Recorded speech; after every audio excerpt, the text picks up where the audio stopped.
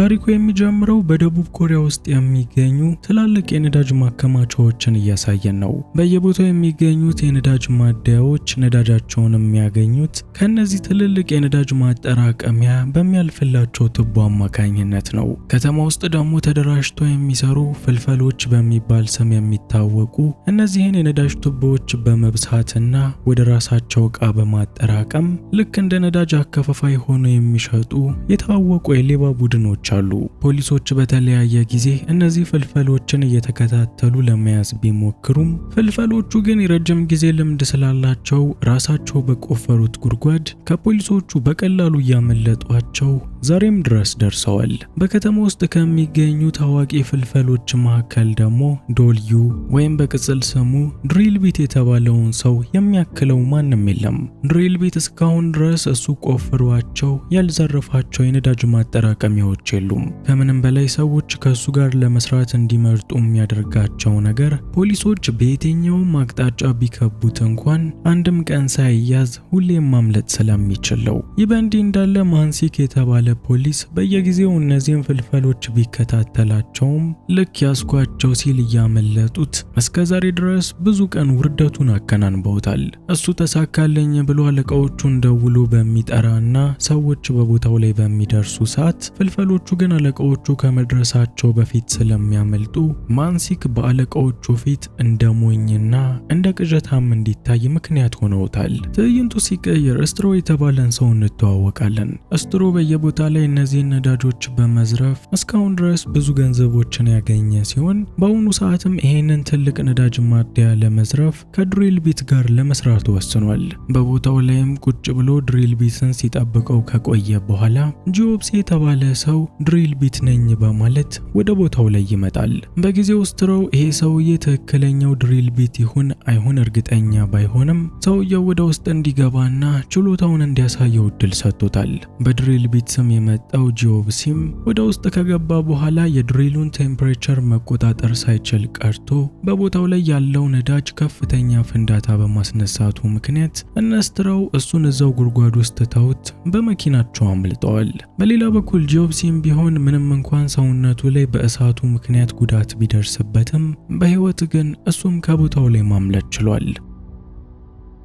ትዕይንቱ ሲቀየር እነዚህን ፍልፈሎች በየጊዜው የሚከታተላቸው ማንሲክ ከባልደረባው ሳንጉ ጋር አንድ ላይ በመሆን ወደ ቦታው መጥቷል።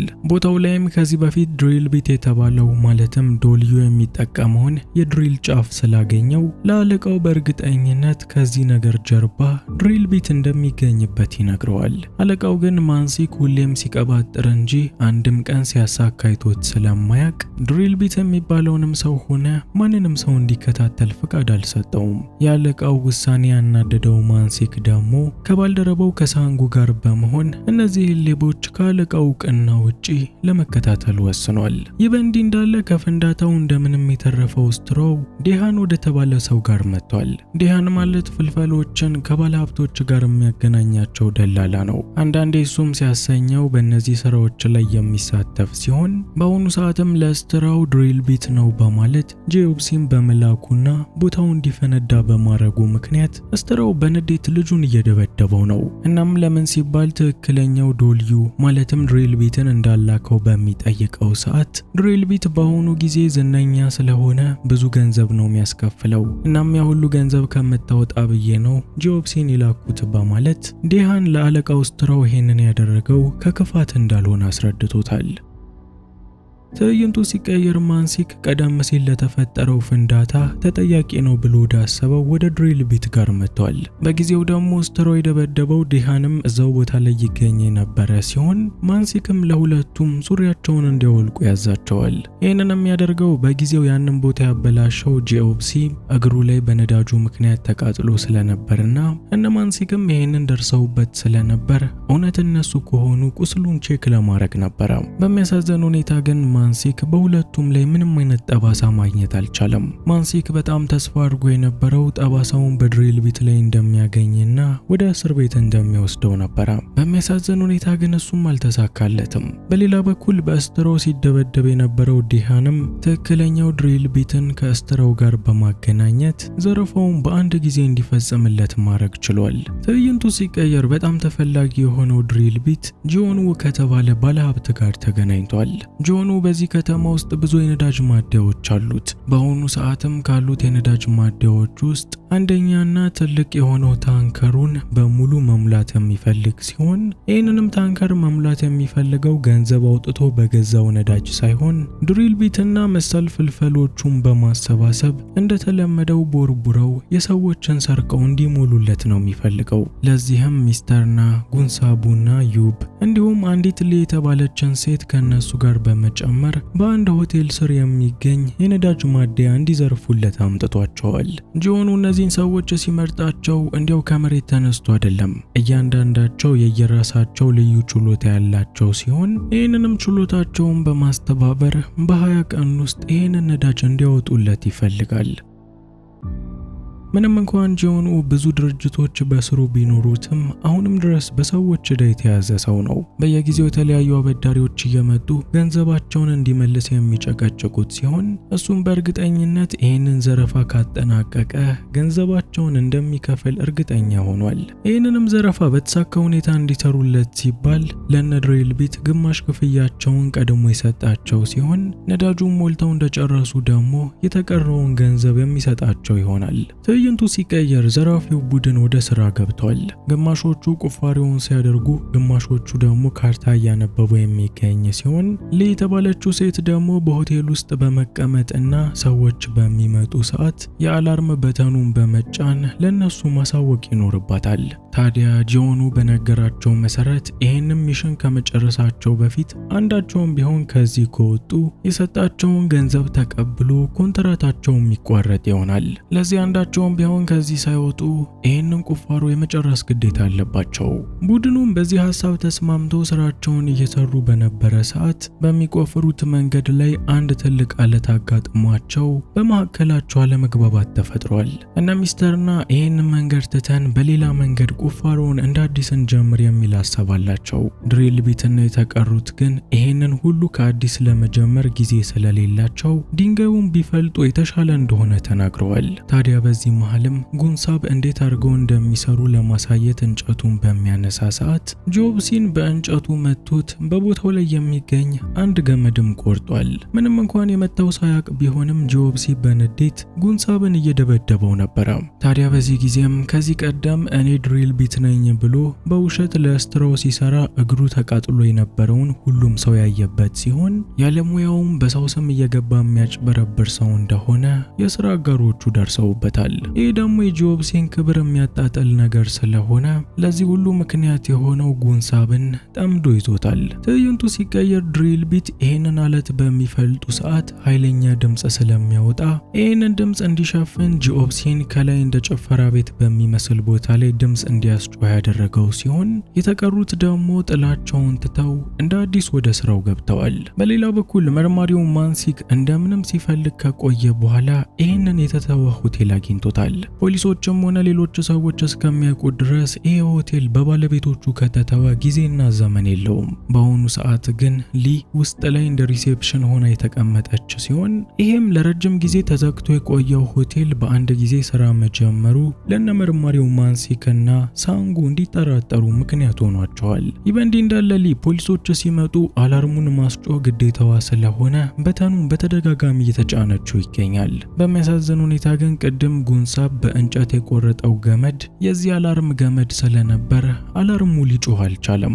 እናም ያላቸው አማራጭ እዚሁ ፖሊሶቹን ማዘናጋት ስለነበረ ሊ በሬዲዮ መገናኛ ለነ ድሪል ቢት የተፈጠረውን በምትነግራቸው ሰዓት ጆብሲ ደግሞ ዘፈኑን እየዘፈነ ከፖሊሶቹ መካከል አንደኛው የሆነውን ሳንጉን አዘናግቶ ይዞታል። በሌላ በኩል ማንሲክ ወደ ታች በሚገባ ሰዓት ፍልፈሎቹ ቆፍሮ የገቡበት ቦታ ላይ ይደርሳል። እንደ እድል ሆኖ ግን ሊ ቀደም ብላ በመገናኛ ሁሉንም ነገር ለድሪል ቢት ነግረው ስለነበር ሰራተኞቹም ሆቴሉ እንደ አዲስ ስራ እየጀመረ ስለሆነ የእድሳት ስራ እየሰሩ እንዳሉ አስመስለዋል። እናም ፖሊሶቹ እንደሄዱ ወዲያውኑ የተቋረጠው የሬዲዮ መስመራቸውን የቀጠሉት ሲሆን ልክ እንደ መጀመሪያው ምንም እንዳልተፈጠረ ወደ ስራቸው ተመልሰዋል። ትዕይንቱ ሲቀየር ሁሉም ተሰብስበው ስራቸውን እየሰሩ በነበረ ሰዓት ሊ በተኑን ተጭነው አላርሙ መጮህ ጀምሯል። አላርሙን ያስጮኸችው ደግሞ ከነሱ መሃል የነበረው ጂኦብሲ የተሰጣቸውን ግማሽ ክፍያ ይዞ እያመለጠ ስለነበር ነው። ድሪል ቢትም ወዲያውኑ ጂኦብሲን በመያዝ ደብድቦ ገንዘቡን የተቀበለው ሲሆን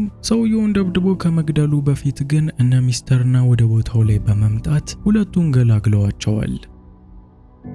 ድሪል ቢትም ወዲያውኑ ነገሩ በአለቃቸው መታየትና ለመታየቱን ለማረጋገጥ ወደ ሊ ጋር በሚመጣ ሰዓት አለቃቸው ጂኦኑ በአካል ፊት ለፊቱ ይመጣል። ጂኦንም ሁሉንም ነገር እንዳየ ለድሪል ቢት የነገረው ሲሆን እድለኛ ሆኖ ግን ልጁን በመደብደቡና ገንዘቡን ይዞ ባለማምለጡ ምክንያት እንደማያባራቸው ሁለተኛ እድልም እንደሚሰጣቸው ነግሮታል። በምላሹ ደግሞ ገንዘቡን ይዞ ሊያመልጥ የነበረው ከሃዲው ጂኦብሲን ከሰዎቹ ጋር ደብድቦ ያሰቃዩት ሲሆን ከደብደበው በኋላም አለቃቸው ለጂኦብሲ ስልክ ሰጥቶት እዚህ የሚፈጠረውን ነገር ከሁሉም ተደብቆ የሚያሳውቀው ከሆነና ሰዎቹን የሚሰልልለት ከሆነ ለሁሉም የሚከፍለውን ገንዘብ እጥፍ አድርጎ እንደሚሰጠው ቃል የገባለት ሲሆን ከሰዎቹ ተደብቆም የሚሰልልበትን ስልክ አስረክቦት ወደ ስራው መልሶታል።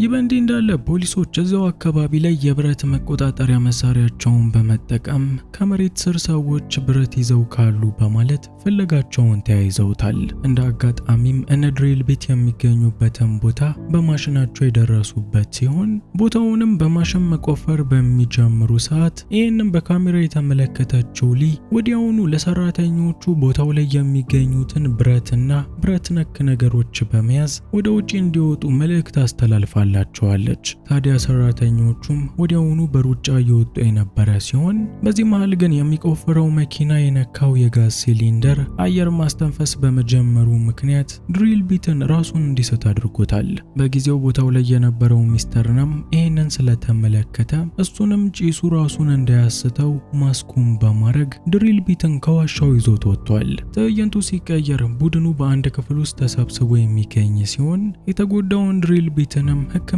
እያደረጉለት ነው። በጊዜው ሚስተርናም ከዚህ ቀደም ሁሉም የቡድን አባላት ሲለምኑት ለማንም አልሰጥም ውድ ነው ሲል የነበረውን የፔን ኪለር መድኃኒት ለድሪል ቢት ሰጥቶታል። ታዲያ ይሄ ሁሉ ሰው ሲጠይቀው መድኃኒቱን አልሰጥም ብሎ ከርሞ ለድሪል ቢት ሲሰጠው እንዲሁ በነፃ አልነበረም። በምላሹ ሆስፒታል ታማ የምትገኘው ባለቤቱን ሄዶ እንዲጠይቃት ፍቃድ እንዲሰጠውም ድሪል ቢትን ይጠይቀዋል። ድሪል ቢትም ከዚህ አንድ ሰው ከወጣ ውላቸው እንደሚሰረዝና ገንዘባቸው እንደሚወሰድ ስለሚያውቅ ለሚስተርና ይህንን ለመፍቀድ አልፈለገም። በዛ ላይ አቃጣሪ የሆነችው ሊም ይህንን የሚያደርጉ ከሆነ ወዲያውኑ ለአለቃዋ እንደምታሳውቅ ተናግራለች። በዚህም ምክንያት የሚስተርና ጥያቄ ውድቅ ተደርጎ የነበረ ሲሆን ድሪል ቢት ግን ሰውየው ሚስቱን ሳያገኛት እንዳትሞትበት በማለት ወደ በኋላ ላይ ሐሳቡን ቀይሮ ሚስተርናን በድብቅ እንዲያመልጥ ለማድረግ ወስኗል። በሌላ በኩል ሰላይ የሆነው ጂኦብሲም ይህንን ነገር ተከታትሎ የደረሰበት ሲሆን እንዲናገርባቸው የማይፈልጉ ከሆነ እሱም በእሳት አደጋ ምክንያት የተበላሸው እግሩን ከሚስተርና ጋር ወደ ሆስፒታል ሄዶ እንዲታከም ድርድር አቅርቦላቸዋል። ድሪል ቢትም ቢሆን ሄዶ ቢታከም ለሱ ምንም ጉዳዩ ስላልሆነ ለሁለቱም እንዲያመልጡ ፈቅዶላቸዋል። በሌላ በኩል ሊ የሚሆነውን ነገር በሙሉ በካሜራ እየተመለከተች ነው። እሷ በካሜራ የምታየውን ነገር በሙሉ አለቃዋም ከሌላ ቦታ ሆኖ ስለሚከታተል ለነሱ ሽፋን ለመስጠት ስትል ከዚህ ቀደም የተቀረጹ የቪዲዮ ቅጂዎችንም ለአለቃዋ ጂኦኑ እያሳያቸው ነው። እናም በዚህ ምክንያት ጂኦኑ ከቦታው ላይ አንድም ሰራተኛ መውጣቱን ሊደርስበት አይችልም ነበረ። ምን ያደርጋል? አቃጣሪ የሆነው ጂኦብሲ ጓደኞቹ ወጥቶ እግሩ እንዲታከም ፍቃድ ቢሰጡትም የግዴታ ማቃጠር ስላለበት ለአለቃው ሁሉንም ነገር በጽሁፍ መልእክት አሳውቆታል። ይህንን የተመለከተው ጂኦኑንም በንዴት ወደ ቦታው ላይ ለመሄድ በሚነሳ ሰዓት ከአበዳሪዎቹ መካከል አንደኛው ወደሱ ይመጣል። እናም ብድሩን የማይከፍል ከሆነ ህይወቱ አደጋ ላይ እንደሆነ በሚያስፈራራው ሰዓት ጂኦኑ ሰውየውን ከመስታወት ጋር በጭንቅላቱ ይዞ በማላተም ማናቸውንም እንደማይፈራቸው አሳይቶታል። ይህ በእንዲህ እንዳለ ከሃዲው ጆብሲ ለአለቃው ነገሩን ቢያሳውቀውም ምንም እንዳላደረገ ሰው ከነ ሚስተርና ጋር ወደ ሆስፒታል መጥቷል። በሚያሳዝን ሁኔታ ግን ሚስተርና በቦታው ላይ በሚደርስ ሰዓት ባለቤቱን በህይወት ሊያገኛት አልቻለም። ይህ በእንዲህ እንዳለ መርማሪዎቹ ማንሲክና ሳንጉ ደግሞ እዛው አካባቢ ላይ የምትገኝ በእርሻ ስራ የምትተዳደር ሴትዮ የእርሻ ቦታዋ ላይ የፎቅ ፍራሽ ማን እንደሆነ ማታውቀው ሰው አምጥቶ እየጣለ እንደሆነ ሪፖርት ታቀርባለች። ይህንን የተመለከተው ማንሲክም ይሄ ሁሉ አፈር በእርግጠኝነት የሆነ ከባድ ቁፋሮ እየተደረገ ካልሆነ በስተቀር በምንም ተአምር ሊወጣ አይችልም በማለት እዛ ሆቴል ላይ ምርመራውን ለማጠናከር ወስኗል። ይህ በእንዲህ እንዳለ ሚስተርና የሴትየዋ መሞት ከተመለከተ በኋላ እሱንም ድሪል ቢትንም አደጋ ውስጥ ላለመጣል ሲል ወዲያውኑ ወደ ስራ ቦታ ተመልሷል። እነሱ ይህንን በሚያደርጉ ሰዓት ጆብሲ እግሬን ጠብቄ ይታከማለሁኝ በማለት ከነሱ ተለይቶ እዛው ሆስፒታል ቀርቷል። እነሱ ደግሞ ጉዳቸውን አላወቁም። ወደ ስራ ቦታ በሚመለሱ ሰዓት ጆንኡ ስትራውንና ሌሎቹን ሰዎቹን በመጨመር ገና ከመምጣታቸው በዱላ የተቀበላቸው ሲሆን ሚስተርናም ይረዳኛል በማለት በባለቤቱ ላይ የደረሰውን ነገር ለሰውየው ይነግረዋል። በሚያሳዝን ሁኔታ ግን ጆንኡ ለእንዲህ አይነት ነገር ምንም ቦታ የለውም። ሚስተርናን የራስ ጉዳይ በማለት የረገጠው ሲሆን በዚህ የተናደደው ድሪል ቢትም እንደዚህ እያረከን ካንተ ጋር አንሰራም በማለት ለጆንኡ ለሱ ሊሰራ እንደማይፈልግ ይናገራል። የዚህን ጊዜም ማፊያው ጆንኡ የእናቱን ፎቶ በማሳየት አርፎ ስራውን ማይሰራ ከሆነ በህይወት እንደማያገኛት አስፈራርቶታል። በሌላ በኩል ካሜራዎቹን በቀድሞ ቅጂ በመቀየር አለቃዋን ያታለለችው ሊም ቢሆን ከነሱ ጋር የጉልበት ስራ እንድትሰራ ተፈርዶባታል። ትዕይንቱ ሲቀየር ጓደኞቹ እንደታዘዙት ወደ ስራቸው ተመልሰዋል። በሚያሳዝን ሁኔታ ግን የተጨናነቀው ሚስተርና በቦታው ላይ ራሱን ስቶ የወደቀ ሲሆን ይህንንም ለስትራው ነግረውት ሰውየውን ወደ ሕክምና ለመውሰድ በሚያስፈቅዱት ሰዓት ስትራው ድሪል ቢትን በመምታት ወደ ስራው እንዲመለስ ይነግረዋል። በዚህ የተናደደው ድሪል ቢትም ስትራውን በመደብደብ ሚስተርና የግዴታ ሕክምና ማግኘት ስላለባቸው ወዲያውኑ ከቦታው ላይ ይዟቸው ወጥቷል። በጊዜው ስትራው ያስቀመጣቸው ሰዎች ደግሞ ተሰልፈው እነሱን እየጠበቋቸው ነበር። ድሪል ቢትም የመበየጃ ማሽናቸውን በመጠቀም ኃይለኛ እሳት ፈጥሮ እያንዳንዳቸውን እያስፈራራቸው የነበረ ሲሆን ይሄ እቅዱ የሚሰራው ግን ጆን ሽጉጡን ይዞ እስኪመጣ ድረስ ብቻ ነው። በጊዜው ጆን ሽጉጡን ይዞ በሚመጣ ሰዓት ሚስተርና የሁሉ ነገር የተፈጠረው በኔ ምክንያት ነው በማለት ከጆን ጋር ተያይዞ ነበር።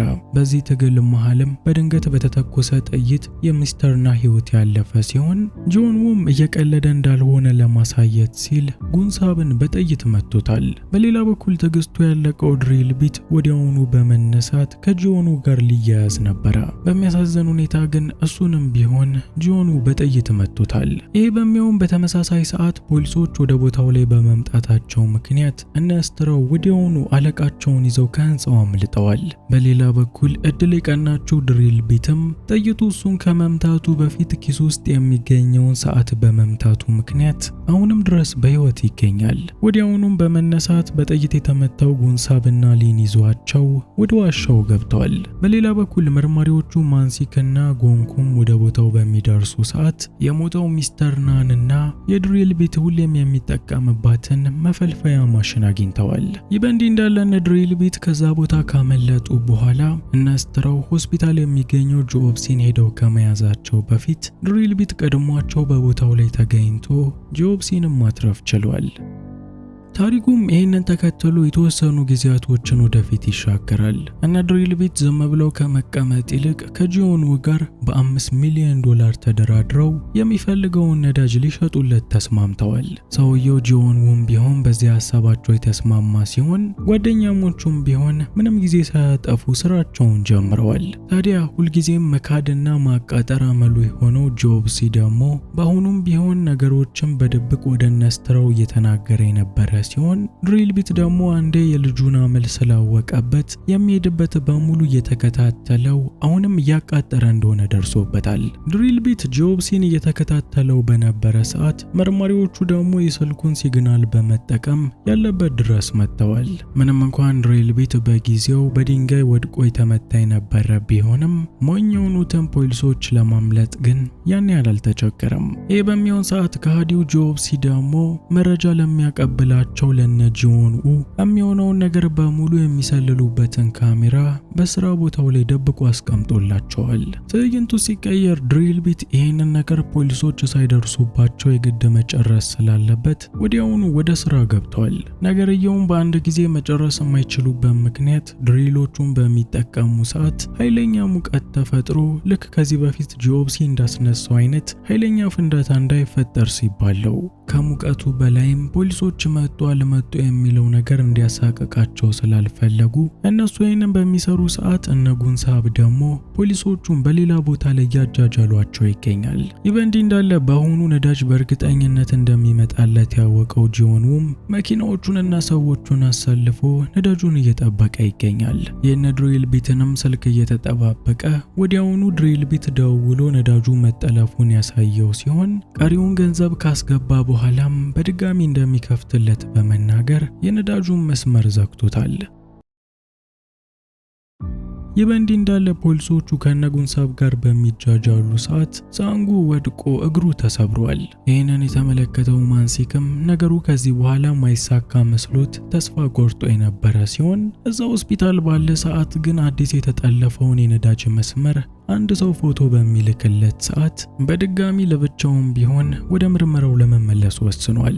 ይህ በእንዲህ እንዳለ ከሃዲ የሆነው ጂኦብሲም ድሪልቢት መሄዱን ጠብቆ የተዘጋውን ነዳጅ ለነጂኦን ከፍቶላቸዋል። ቀደም ሲል ይሄንን ሊያደርግ እንደሚችል ጠርጥሮት የነበረው ድሪልቢት ደግሞ እዛው ቦታ ላይ ተደብቆ እየተመለከተው የነበረ ሲሆን ተጨማሪ ገንዘብ ተቀብሎ ሊከዳቸው የነበረውን ጂኦብሲንም ማስረውት የነዳጅ መስመሮቹን በድጋሚ ዘግተዋቸዋል። ትዕይንቱ ሲቀየር ድሪልቢት ከጂዮኑ ተደውሎለት ከሱ ጋር ለመነጋገር ሄዷል። ጂዮኑንም ያለበትን ዕዳ በሙሉ እንደከፈለ ገንዘቡ እንደሚሰጣቸው ቃል የገባ ሲሆን በዚህ የተማመነው ድሪልቢትም እንዴት አድርጎ ነዳጆቹን እንደሚከፍትና እንደሚዘጋም አሳይቶታል። ምንም እንኳን አንዴ ነዳጁን ካገኘ በኋላ ድሪልቢትን ገንዘቡን ለመክፈል ቃል ገብቶ የነበረ ቢሆንም ጂዮኑ ግን አንዴ እንዴት መክፈትና መዝጋት እንደሚቻል እንዳወቀ ሰዎቹን በመላክ እነ ድሪልቢትን እንዲደበድቧቸው አዟቸዋል። በዚህ ጉዳይ ላይ ደግሞ ቀድሞ ተዘጋጅቶ የነበሩትን ነጉንሳብ እነሱን ለመደብደብ የመጡትን ሰዎች በሙሉ አታለዋቸው በአንድ ኮንቴነር ውስጥ ዘግተውባቸዋል። በሌላ በኩል ድሪልቢት ደግሞ ጂዮኑን መሬት ላይ ይዞት በሽጉጥ ሊመታው የነበረ ሲሆን ይህን ከማድረጉ በፊት ግን የተላከለትን ፎቶ ተከትሎ የመጣው ማንሲክ ድሪልቢትን ከመተኮስ አስቆሞታል። ድሪልቢትም ቢሆን ጠመንጃው ማንሲክ ላይ በመወርወር ወዲያውኑ ወደ ጓደኞቹ በሚመጣ ሰዓት በሚያሳዝን ሁኔታ ጓደኞቹ በስትራውና በሰዎቹ መያዛቸውን ይመለከታል። ከደቂቆች በኋላ ድሪልቢት ራሱን ከሳተበት በሚነቃ ሰዓት እሱም ከጓደኞቹ ጋር ታስሯል። ከሃዲ የሆነው ጂዮኑ ደግሞ በቦታው ላይ ፈንጂዎችን እያጠመደ የነበረ ሲሆን የሱ ቅድም ነዳጅ መስረቅ ብቻ እንዳልሆነ የዚህን ሰዓት ለሁሉም ተገልጦላቸዋል። የጂዮኑ እቅድ ነዳጁን በእጁ ካስገባ በኋላ የተቀሩትን ነዳጅ ማደያዎች በሙሉ ማፈንዳት ነው። እነሱን ካፈነዳቸው ደግሞ ሰዎች ሌላ የሚገዙበት ቦታ ስለማይኖር እሱ ብዙ ደንበኞችን ያገኛል፣ ብዙ ነዳጅን መሸጥ ይችላል። ይህንን ሚስጥር ደግሞ እንዳያጋልጡበት ሲባል የግዴታ ድሪልቢት ማጥፋት ስላለበት እነሱንም እዚሁ ከነዳጁ ጋር እንዲፈነዱ ሁላቸውንም እዚሁ አስሮትቷቸዋል። ሰውየው የቀለደ እንዳልሆነ የገባቸው ድሪልቢትም ወዲያውኑ የመበየጃ ማሽናቸውን በመጠቀም ድሪልቢት የታሰረበትን ገመድ አቃጥሎ የፈቱት ሲሆን ድሪልቢትም ቦታው ላይ የተቀመጠውን ፈንጂ ወደ አንድ ጥግ በመወርወር ወደ ውሃ ውስጥ ዘሎ ገብቷል። በሌላ በኩል ውጪ ላይ የሚገኘው ጂዮኑም ፈንጂውን በሚጫነው ሰዓት የሚፈልገውን ያህል የተካበደ ፍንዳታ ማየት አልቻለም። ይልቁንም ነዳጅ ሞልቶታል ከተባለው ታንከር ውስጥ ብዛት ያለው ውሃ መፍሰስ ጀምሯል። ይህ የሆነበት ምክንያትም ጓደኛሞቹ ነዳጁን በመጨመር ፋንታ ለሱ እየጨመሩለት የነበረው ውሃውን ስለነበር ነው። እናም እሱ በዚህ ነዳጅ ተጠቅሞ ሁሉንም ለማፈንዳት በሚሞክር ሰዓት ጓደኞቹ ቀድሞ ውሃ ስለሰጡት እንደውም በውሃው ምክንያት ፈንጂው ብዙም ሳይፈነዳ ወዲያውኑ መክኗል። በዚህ የተናደደው ጂዮኑ ከዚህ በኋላ ምንም አማራጭ ስለሌለው በቦታው ላይ ፖሊሱን ጨምሮ ሁሉንም እንዲገሏቸው ለሰዎቹ አዟቸዋል። እነ ድሪልቢት ደግሞ ራሳቸውን ለመታደግ ሲሉ ከሰዎቹ ጋር እየተደባደቡ የነበረ ሲሆን በመጨረሻም ብልጫውን ወስደው ድሪልቢት ጆን ውል ሊገለው በነበረ ሰዓት መርማሪው ማንሲክ ራስህ ላይ የፍርድ ጊዜያት ጨምር በማለት ሳይገለው በፊት አስቆሞታል። ከዛ በኋላም ለዓመታት ሲፈለጉ የነበሩት ፍልፈሎችም ወደ እስር ቤት ገብተዋል።